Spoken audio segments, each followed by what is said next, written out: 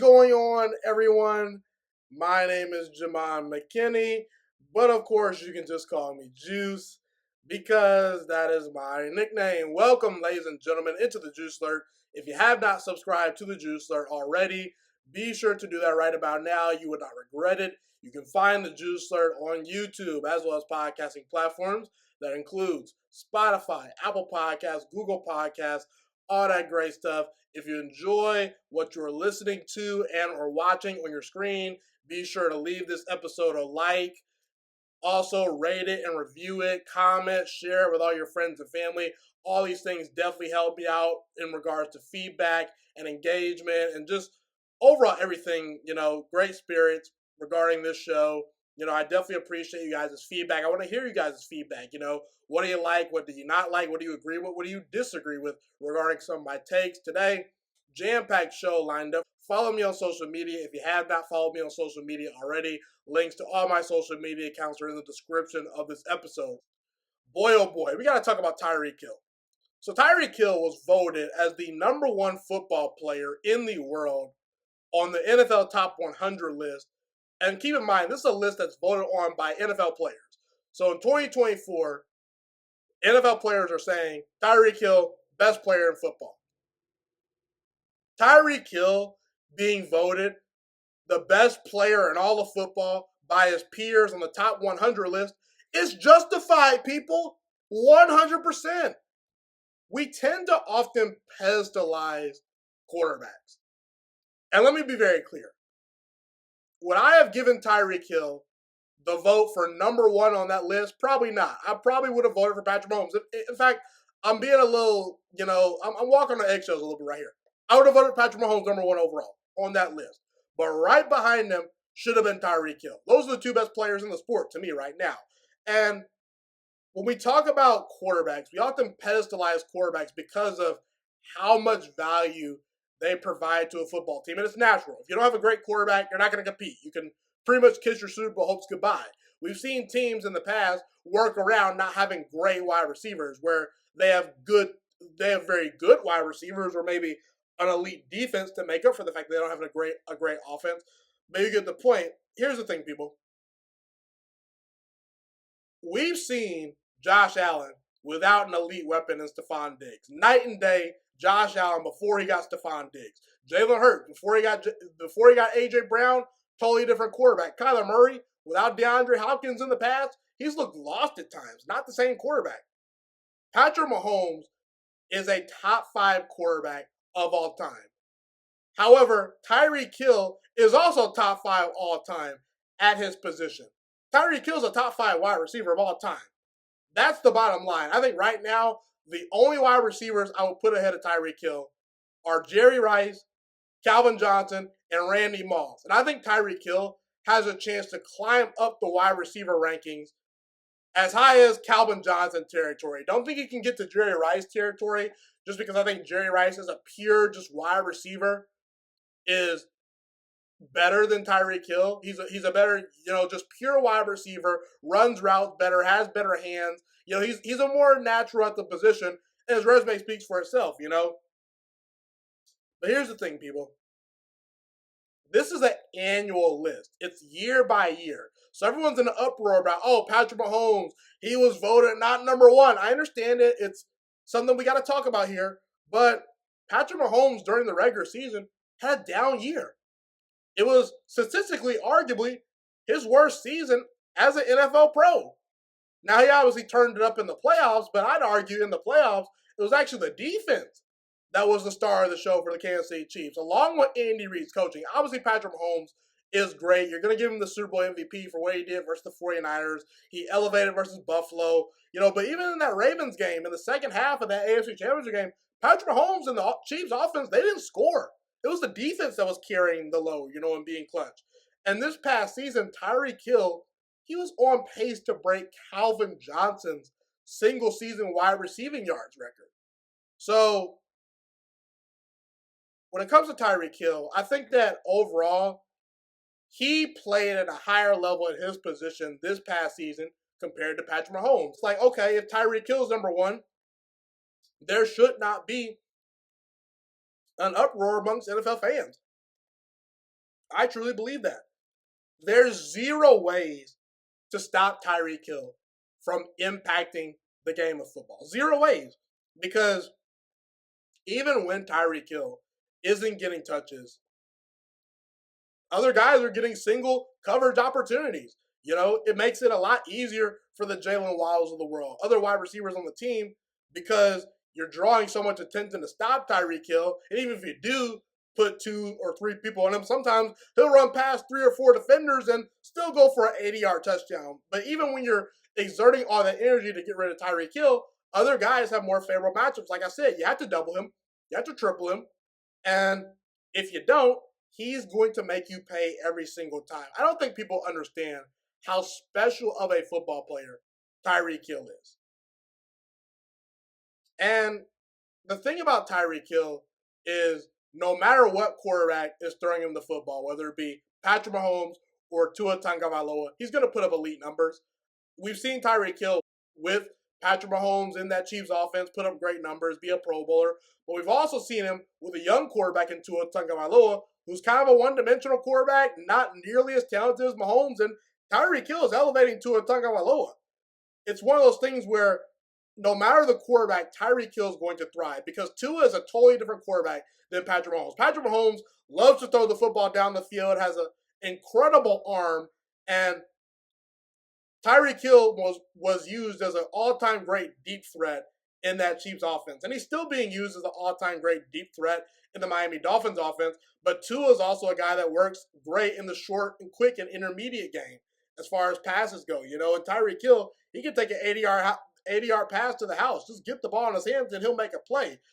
Tyreek Hill is the best big play threat waiting to happen probably in NFL history when you look at position players.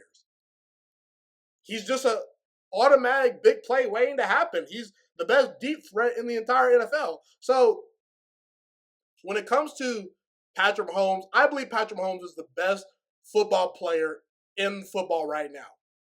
But the best football player in the world, not named Patrick Mahomes, it is 100% to me Tyreek Hill. I think that he was justified being the number one player overall on this list. And by the way, it was voted by the NFL players. It was not voted on by NFL analysts, NFL scouts. It's voted on by the players who are playing against these guys. So the players are telling you Tyreek Hill is one of one.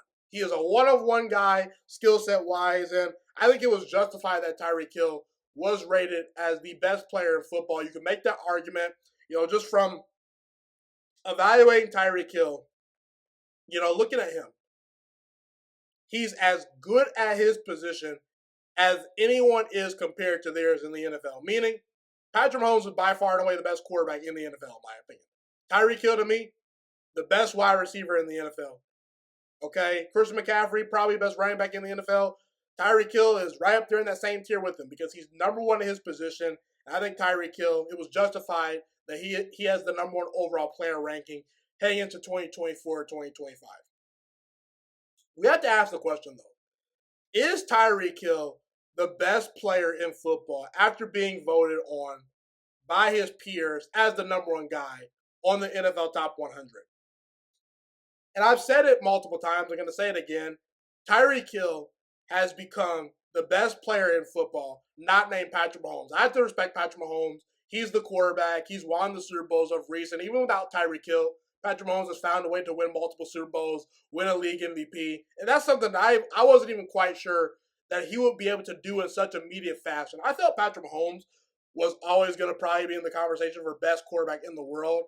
But Patrick Mahomes has taken it up even another notch, even without Tyreek Hill. And I think the fact that Mahomes, without Tyreek Hill by his side, it forced him to grow as a quarterback. So you got to give props to Patrick Mahomes, obviously because of his resume. But if you're drafting current NFL players in a draft pool, obviously Patrick Mahomes probably goes number one overall. Next up on that list should be Tyreek Hill. I feel very strongly about that. I think Tyreek Hill right now is a better football player than Josh Allen. He's a better football player than Joe Burrow. Aaron Rodgers, if you're talking about prime Aaron Rodgers, I'm going to take prime Aaron Rodgers over a guy like Tyreek Hill. But right now, Aaron Rodgers, a little bit older. We don't know what he's going to quite be in New York with the Jets. I'm taking Tyreek Hill over that version of potentially Aaron Rodgers. I think Tyreek Hill is a better player than Myles Garrett, better player than Sauce Gardner. And to me, he's more valuable than those guys. Maybe not the quarterbacks, but in terms of just combination of how good Tyreek Hill is at his position, flatly at the game of football, and his overall value because of his skill set, he deserves to go number one overall in any player draft outside of Patrick Mahomes right now. Okay? The reason why I say this is because no wide receiver and no player in the NFL is as dangerous of a big play threat as one Tyreek Hill. And I say that because as good as Patrick Mahomes is, Patrick Mahomes can throw a perfect football and a wide receiver can drop the pass. You just get the football in Tyreek Hill's hands, he's going to make plays. He's going to change the outcome of the game. He's going to change the way you play football. Whether it be your offense, including him in the game plan, or your defensive coordinator having nightmares about how are we going to stop Tyreek Hill. Because it's one of those things where you can play the perfect defense versus Tyreek Hill and he'll still beat you. You could be stride for stride with a guy, but he is just by far and away the fastest player in the NFL. You just can't teach it. It's one of those things where it's like Tyreek Hill is just a cheat code. It's like, what can I do? I wasn't born with 4.2 speed running in pads, I just wasn't born like that, And the thing about Tyreek Hill is I truly believe he has fooled some people into thinking Tua Tagovailoa is a great quarterback. Tua Tagovailoa, before Tyreek Hill came about, he wasn't putting up great passer rating numbers and having the best passer rating in the NFL a year ago. Now just led the NFL in passing yards last season, did Tua. It's because of Tyreek Hill and the effect that Tyreek Hill has put on Tua Tagovailoa. It's not a knock on Tua, but Tua would not be the same quarterback he is without Tyreek Hill. I strongly believe that. And to me right now, wide receiver is the second most important position in football outside of quarterback. If you don't have at least one elite weapon, I think you're kind of screwed. I don't think you can win a Super Bowl right now today if you don't have at least one elite, reliable weapon on offense outside of potentially your quarterback. Maybe I'm wrong. I'm overrating wide receiver a little bit, but I really don't think I am. And we look at the Chiefs, we can say, oh, they didn't have an elite wide receiver. Yeah, they did. They kind of did because Travis Kelce, he's just kind of like a wide receiver playing tight end. So, yeah, they had an elite weapon. And I truly believe Tyreek Hill can even surpass a guy on the all-time wide receivers list like Randy Moss. Not sure about Calvin Johnson. Not sure about Jerry Rice. But who knows? I think the sky's the limit for Tyreek Hill. I think he's an amazing football player. When he gets the football in his hands, he's the most dynamic, electric athlete maybe arguably the game of football's ever seen. I know that's probably a hot take to some people. I think Tyreek Hill, just as a pure speedster, pure athlete, he's up there with the Bo Jacksons of the world. He's up there with the Deion Sanders of the world. Anyone you want to name, Tyreek Hill is right up there with them. So that's how I feel about Tyreek Hill if he's the best player in football.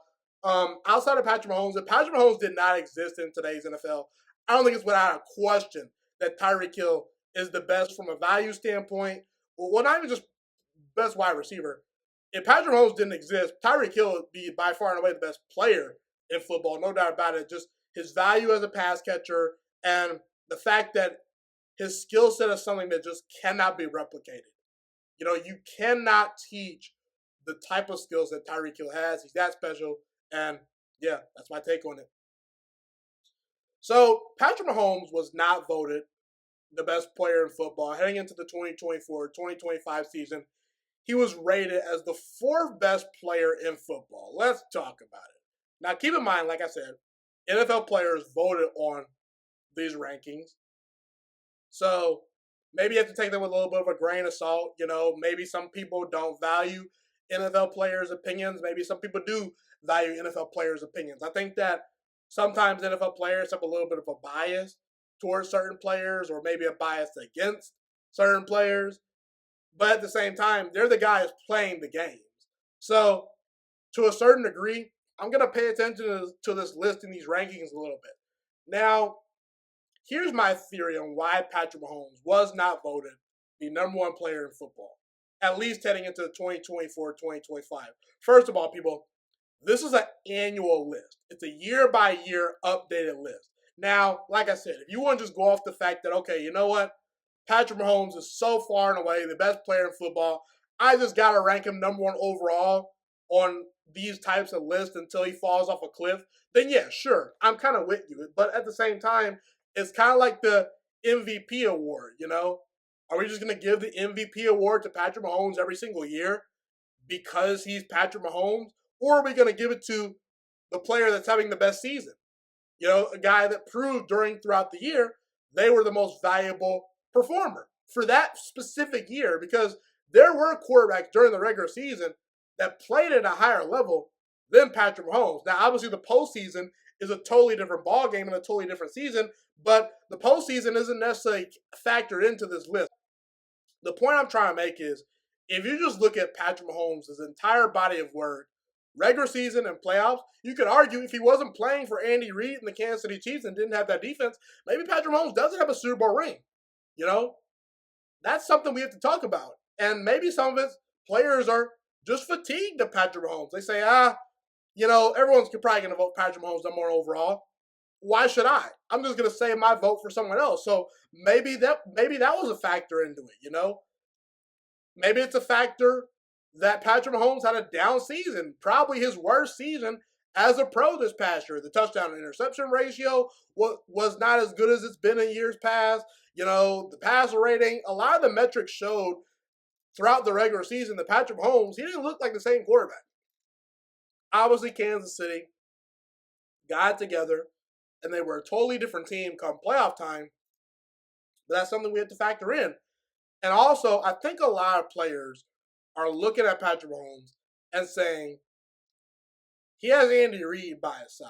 Arguably, the best head coach in the entire NFL. Maybe the greatest offensive mind the NFL's ever seen. He's at least in that conversation. He also has a great defense behind him. He also has Travis Kelce to throw the football to. And for my money, Travis Kelce is the greatest tight end to ever play the game of football. If you don't believe me, then that's fine. But he's at least in that conversation. It's very hard for me to take any all-time tight end ranking list seriously if Travis Kelce is not at least top 5 on that list. The production, the longevity, the peak performances, the playoff performances. Travis Kelce's the real deal. He's an all-time great football player.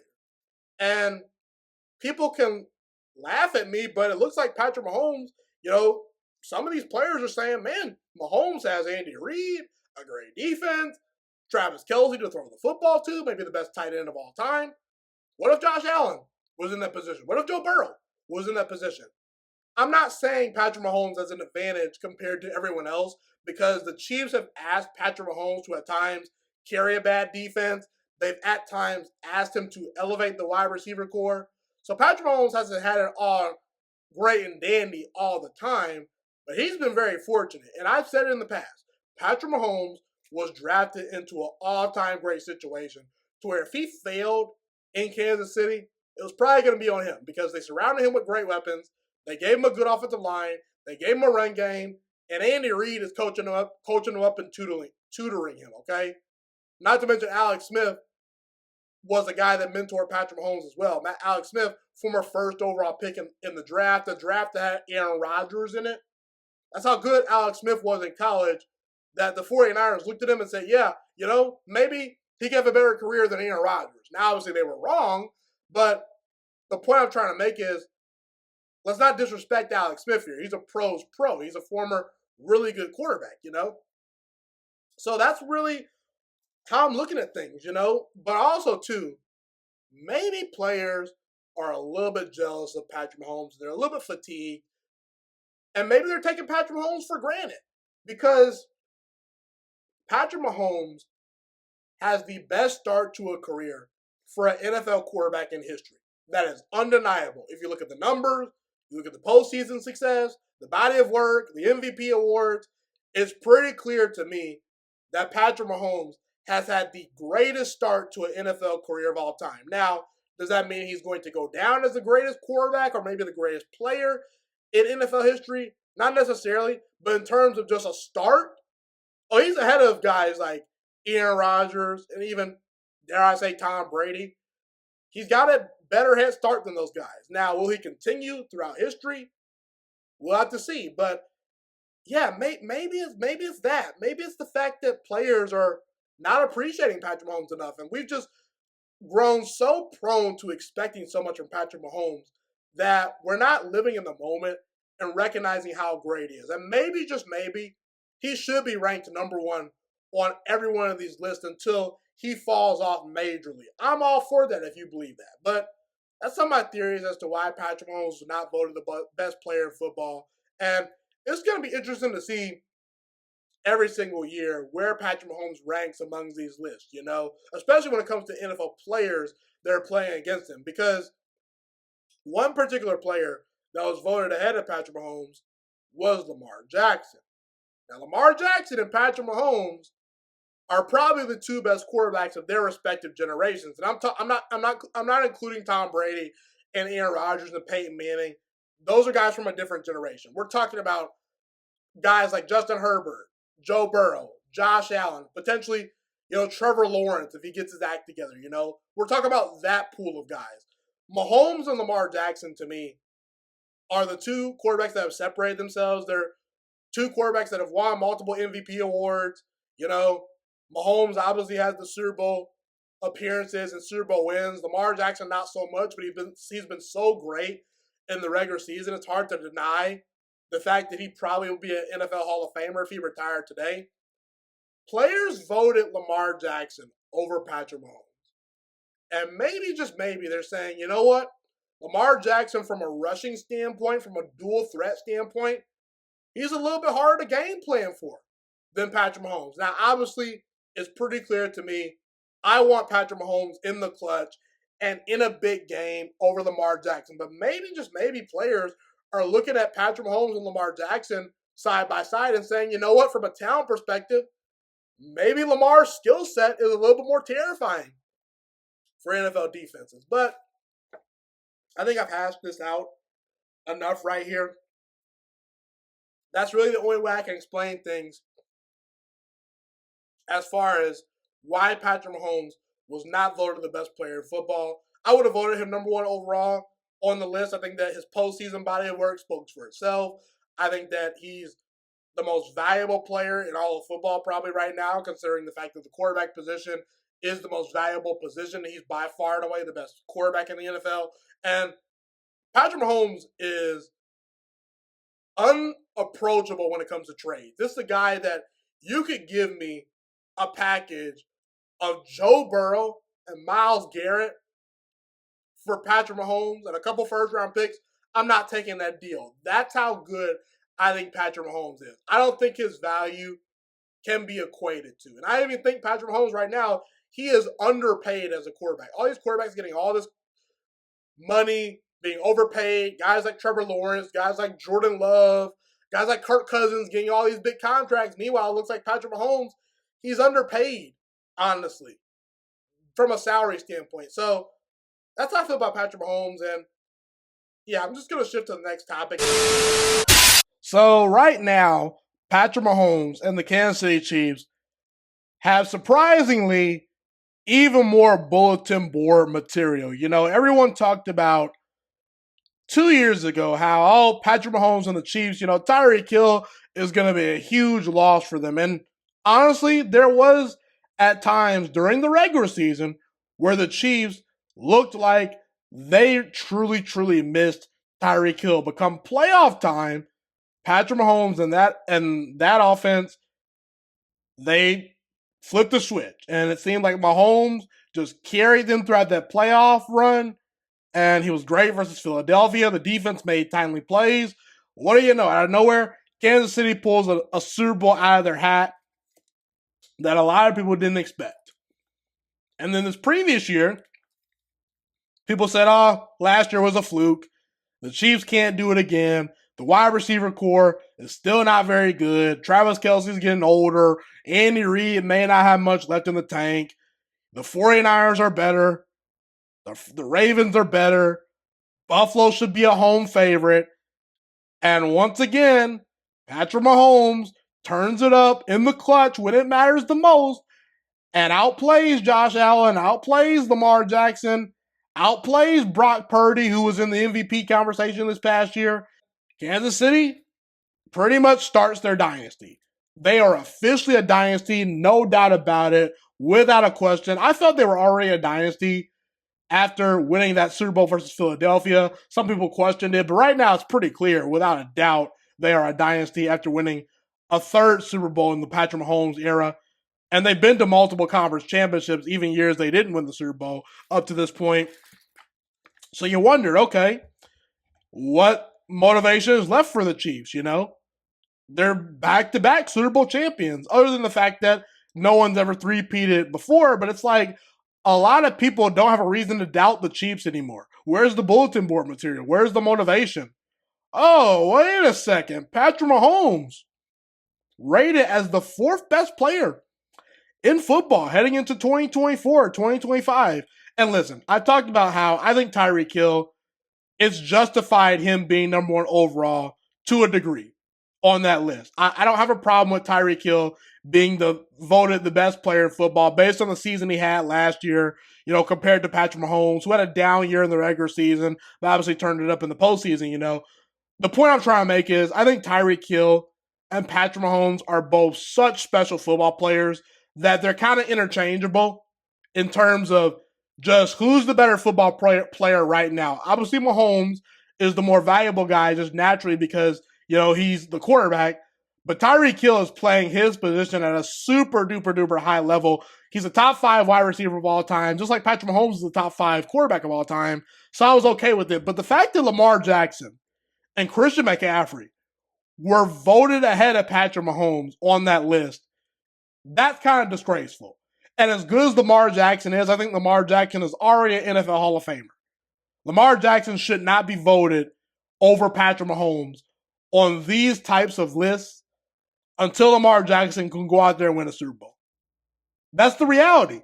Because we've seen it time and time again. Lamar Jackson, time and time again, has shrunk in the biggest moments in the playoffs. Patrick Mahomes, he's elevated in these playoffs. We just saw Patrick Mahomes send Lamar Jackson's loaded Baltimore Ravens team home. And in fact, Christian McCaffrey in that Super Bowl, you know, as good as he was, he had a very costly fumble early in the game. And that took points off the board for the 49ers. In what world is Christian McCaffrey a better football player than Patrick Mahomes? What are we thinking, NFL players? And now Patrick Mahomes has extra motivation.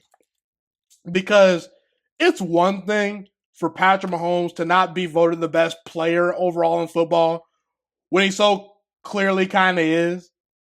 I would say so without a doubt, in my opinion, despite how great Tyreek Hill is.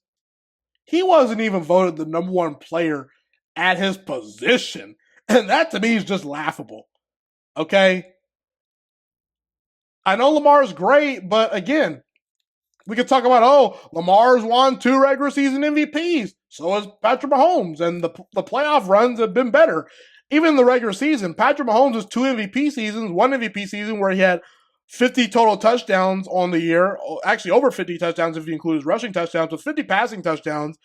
His first season as a full-time starter, on top of the fact that he had a 40 touchdown season not too long ago when he won league MVP in his first year without Tyreek Hill, where he had Juju Smith-Schuster as one of his best wide receivers, you know, one of his better weapons outside of Travis Kelce. That's really impressive. I think that Patrick Mahomes' MVP body of work, even so, outclears Lamar Jackson. And that's saying a lot because I think 2019 Lamar Jackson was a bad brother. I really do. But Patrick Mahomes in 2018, he was a bad brother too, even badder than Lamar Jackson. This is now extra motivation for Patrick Mahomes. And the NFL should be terrified. They should, because there's no reason to give the Kansas City Chiefs even more ammo, even more motivation. They're already a team that drafts well, They prepare every Sunday extremely well. Andy Reid is arguably the best strategist, the best motivator in all of football right now. He's the best coach in all of football.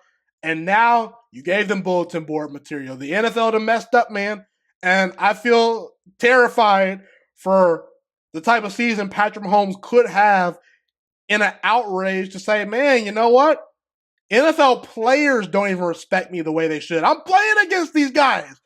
They should acknowledge me as the best overall player in the sport. At least acknowledge me as the best player at my position. And the NFL players didn't do that. And honestly, look, I'm a type of person, I like honesty. So if the NFL players feel that way, good for them. They're being honest. It's something great to talk about. I just talked about it, but we also have to acknowledge that this could come with consequences. And Patrick Mahomes and the Kansas City Chiefs very well could be the first NFL team in history to three-peat regarding Super Bowls. I'm excited to see if they can do it. No NFL team has ever three-peated, and now Patrick Mahomes has even more motivation to go out there and say, you know what?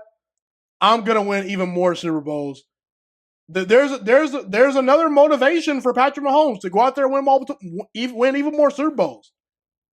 NFL players have voted you as not even the best player at your position heading into this season.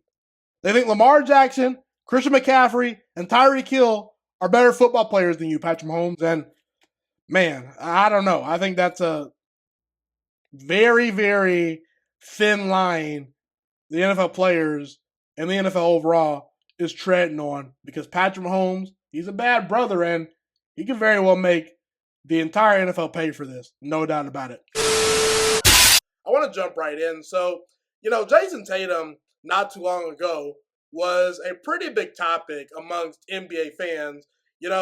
Team USA is doing pretty well. They've dominated the competition the last couple of games in the Olympics. Obviously, Tatum is a part of the 2024 Team USA roster, a roster that I think has an argument for the most talented basketball team of all time. I still think the Dream Team would beat this team head-to-head, but really, really talented group of basketball players, I would say. But everyone was talking so much about Jayson Tatum being benched in the Serbia game where Team USA won 110-84.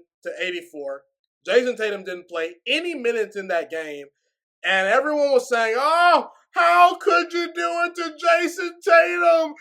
0 minutes played. Oh, Steve Kerr, boo-hoo. It's so disrespectful. And I hear people's side of things when they say those things and when they were saying these things. But overall, here's my takeaway. Jayson Tatum being benched by Steve Kerr in an Olympic game was never a big deal and should have never been a big deal. What are we crying over, people? It was a bunch of nonsense. Boo-hoo, Jayson Tatum doesn't get to play.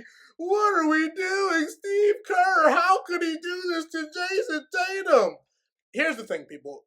Team USA won by over 20 points in that game. Now, had they lost and Tatum hadn't played, then yeah, maybe you could, talk about how Steve Kerr maybe needed to make better adjustments. Maybe he needed to do something better, but that was never the case.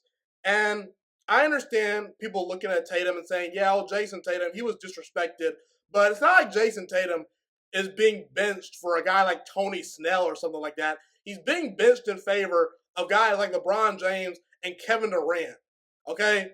Two of the best players of this modern generation of the last 25 years. Tatum, I don't think he's on that level, and neither should you, okay? And in the next two games, after the benching, Jayson Tatum started. So I don't understand why people made it such a big deal. Everyone is all focused on players' brand and individuals. It seems like nowadays, and I'm a little bit guilty of this because I'm a Kevin Durant fan, okay? A lot of people aren't following teams, they're following players. And in basketball culture especially, a lot of superstar players are coddled today. LeBron has a lot of power in the front office. Kevin Durant has some say. back in Brooklyn and now in Phoenix a little bit. A lot of these superstar players, it's kind of like a AAU hierarchy where, okay, I want to play with this guy, I want to play with that guy. The star players are the guys that are kind of doing some of the dictating. If you step on the superstar players' toenails as a head coach, even if you know basketball, if you don't gel well with the players, then you're going to be kicked out of the door. I mean, look at Adrian Griffin in Milwaukee. Didn't connect with Giannis Antetokounmpo.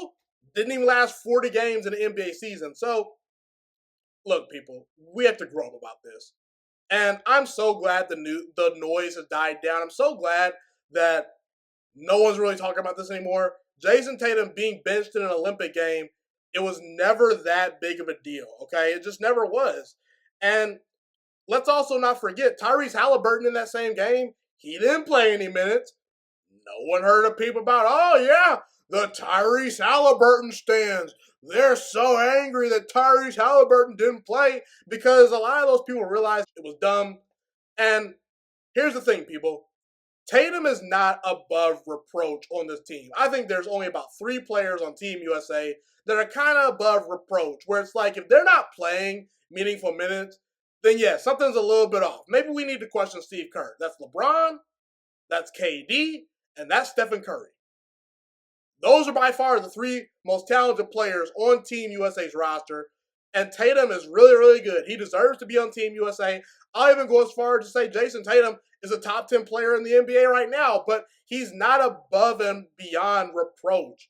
And if he's not going to play any minutes in a game, Team USA's fine. They got Anthony Edwards. They got Joel Embiid. They got Anthony Davis. They got Devin Booker. They got so many other really, really good players that it's all about matchups. And if Tatum doesn't play, it's okay. Team USA is going to win probably more than likely. And Tatum, he can use this as motivation.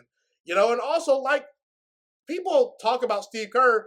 If anything, people could say, oh, well, if they want to buy into the thing where it's like, oh, Steve Kerr disrespected Tatum, Tatum played the next 2 games. He started the next 2 games. So whether Steve Kerr was starting Tatum to kind of shut up the media fanboys that were crying so much, or whether he did it for basketball reasons, either way, Jayson Tatum,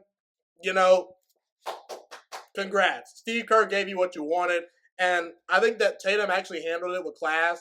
And it's just life. It's a really, really talented basketball team. And, sometimes great players aren't going to play. And that was an instance in that Serbia game. But this was never a big deal, people. It never was a big deal. Never should have been a big deal. And I'm glad some of this stuff has all died down. It's very clear to me, however, that Steve Kerr doesn't view Jayson Tatum as a elite level NBA superstar. Him being benched in that Olympic game is further proof of that. I don't view Jayson Tatum as an elite level superstar in the NBA.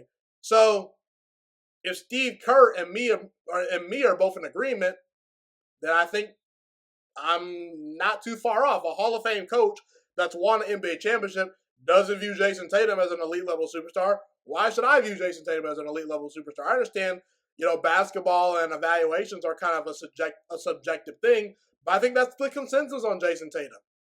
That he's really, really good, but not quite on that elite level tier. Here's the thing. Pretty much everyone on Team USA, except for the Derek Whites of the world, who are kind of just brought in to fill a specific role, all those guys are superstars in their own right. They're in that superstar tier.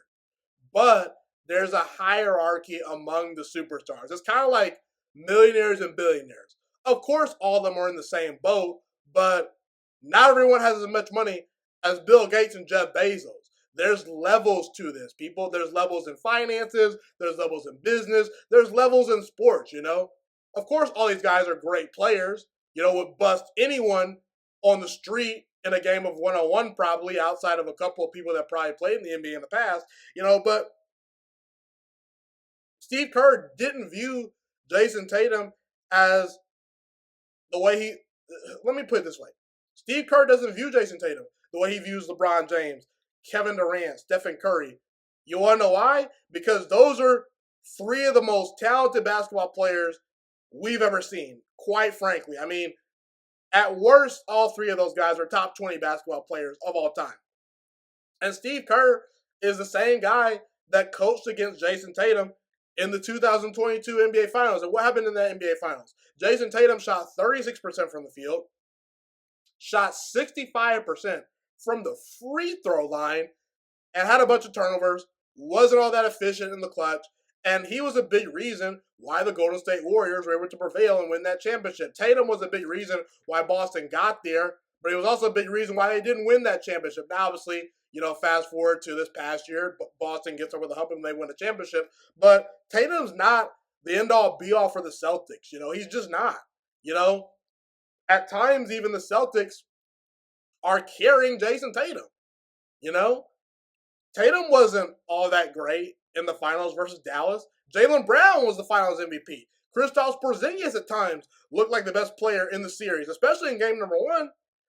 And Steve Kerr is also a guy that saw Jayson Tatum have 100 turnovers during a playoff run. What are you talking about? Wow, that's crazy.